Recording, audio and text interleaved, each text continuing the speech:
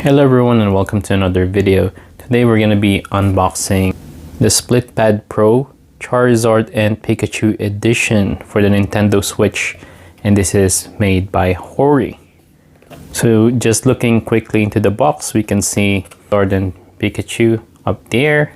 Then we can see the design of the actual controllers. On the sides also a picture of the controller, and on the other side also a picture of the controllers, but with one of them slightly disconnected.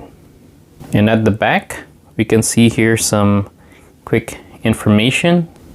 Full-size controller experience in handheld model, sized for comfort and performance. And then we have here some of the features of the controller. So we have full-size shoulder buttons, precision D-pad, and then programmable rear triggers. And then at the bottom of the box it says, warning, not suitable for children under 3 years, small parts. It also says that they must be connected to the system, no vibration or motion controls. And of course some obvious disclaimers here, like this product does not include the Nintendo Switch and such. So without further ado, let's go and unbox this thing.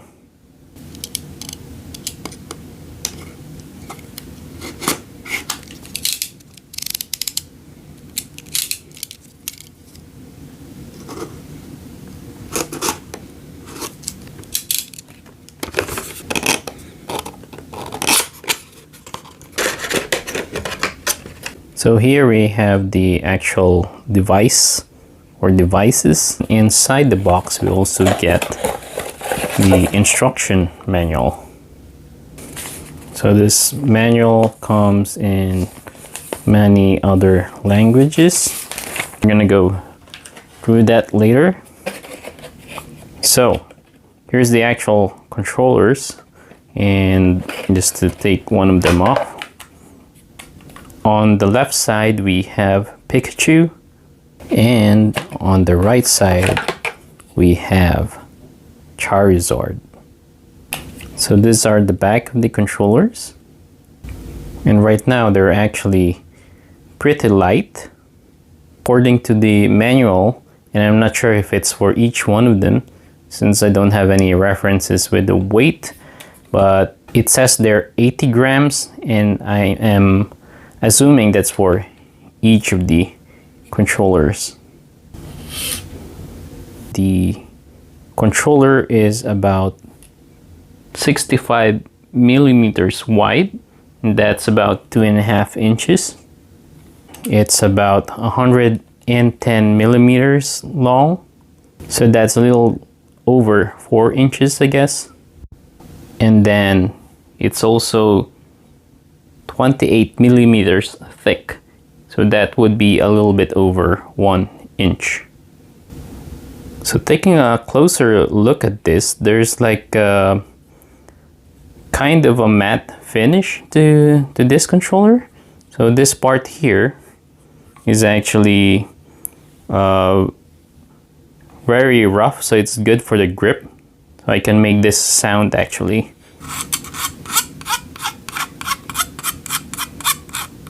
So examining the controller a little bit closer, so we have the analog stick here.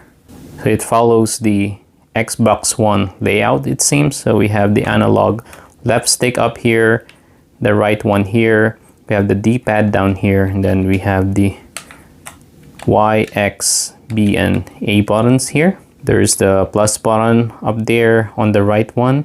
There's an assign and turbo on the right one. The left controller also has it. Here I guess is the similar to the Switch's screenshot or share button. And then we have here down here the home button. So both controllers have this shoulder buttons.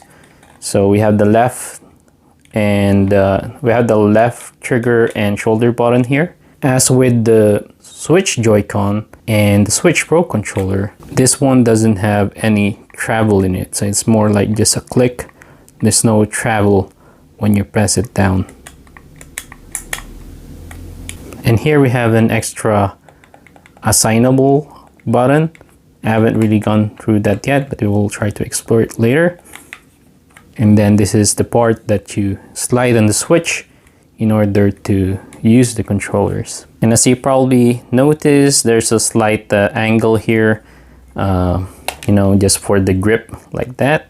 Yeah, let's get on and try this out.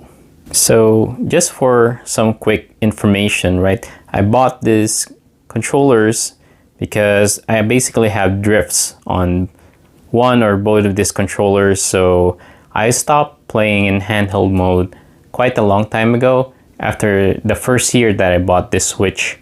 And yes, the reason is that one or two of the Joy-Cons just started to drift and I lost interest in playing handheld mode. So just for a quick size comparison, this is how big the controller is compared to the regular Switch controller and Switch Joy-Cons. So it's almost double the size, right? So you also take away the other one, and now we slide this. You also slide the other one, and that's it. It's basically ready to be used. So here I'm just moving it, trying out each buttons and the analog sticks. They feel really good. These controllers, by the way, they don't seem to require any batteries, nor do they require to be charged along with your Switch. So you can just plug them in whenever. You don't have to worry about them ever going out or going low on battery. So you might be wondering what these small wedges are for. So these are used when you put the Switch on the table so it won't scratch your controller. So for a start, we're just gonna try this with some basic Mario Kart. So because I haven't really used the Switch in its handled mode for a while, I have forgotten how good the Switch actually looks in handheld mode, but now I can start to play again. Alright, so this game will require us to use so the A button here I'm pressing right now. So I'm playing through the screen, so it's a bit difficult to see. Then we also use the analog controller here, and then we have the shoulder button to like jump and to drift. So let me try playing this a bit, looking at the screen.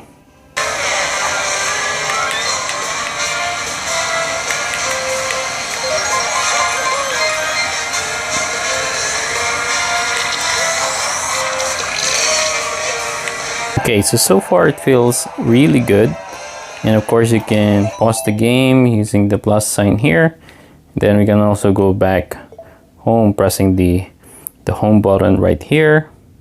I'm not really sure what all the other extra functions do yet, so we're gonna try to explore those. Alright, so for the next trial, I thought it would be good to just play some plain old Castlevania here. Okay, so we're gonna try out the turbo mode. So it seems like in order to do that, we need to hold down the turbo button here and then press the button that we want to be turboized.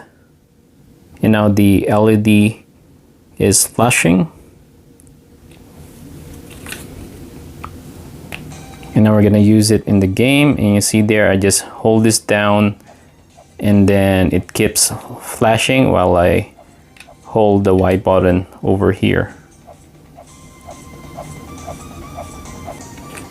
So theoretically that should be the same with these buttons here, right? So you hold the turbo and then you press one of the buttons, although I don't really have any good reason to do that. So now Richter here is moving really weird.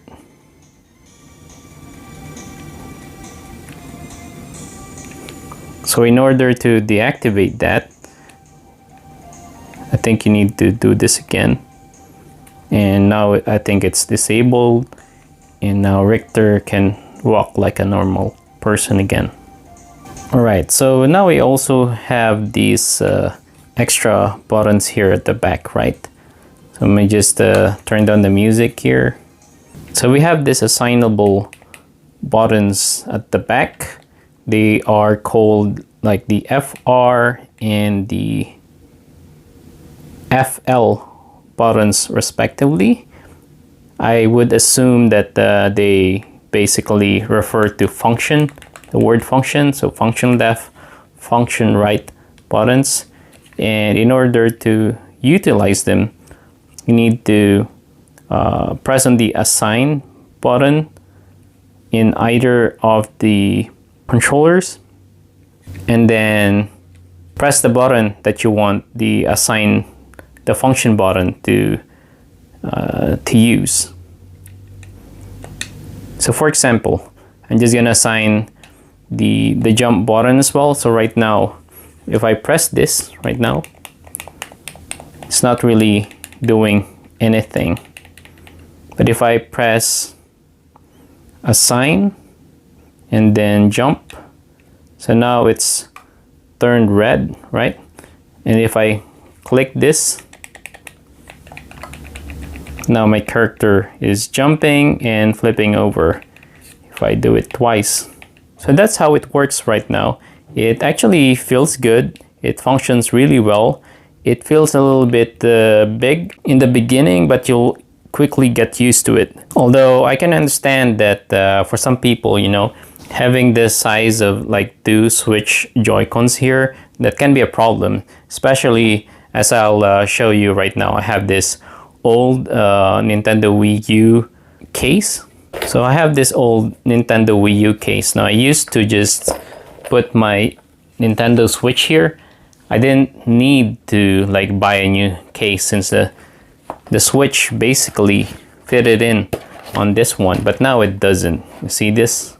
But if I change to like the old Joy-Cons, you'll see here. So you see now it fits perfectly on this old Wii U case again, right? So that's probably one of the disadvantages of this Hori split controller. So some of the things you probably should know as well before purchasing this product, and I'm just reading through the instruction manual right now. So you need to make sure that your Nintendo Switch is updated to the latest firmware. Also, this product only works in handheld mode and must be attached to the Nintendo Switch console to function. This product cannot be used in TV mode or tabletop mode as a wireless controller.